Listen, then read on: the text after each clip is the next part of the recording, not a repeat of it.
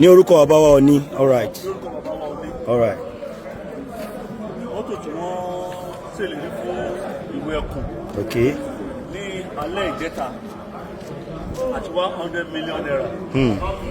Mọ́tò yẹn ni a lọ sọ̀rọ̀ ẹ̀ ló lélìsè. Okay. Bàbá wa Ọọ̀ni sọ pé ìgbésàlú ti lè bravo àti àwọn ọba tí a jẹ wà ní ọkọ̀ pẹ̀lú ọdún náà wọlé pé àwọn appreciate ẹ̀ fún wọn tó jẹ́ commandant gbogbo Osun State. ní Ìpínlẹ̀ Ọ̀ṣun.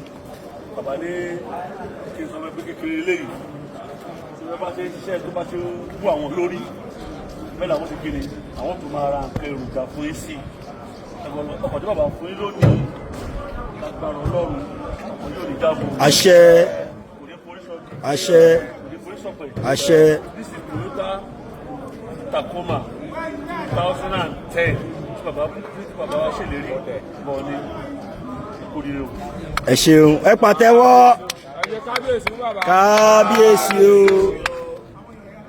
Yeah. ODUA TV Watch, don't forget to subscribe, comment your opinion, like, comment and share so that other people can get access to what you enjoy on our channel. Thank you. We love you.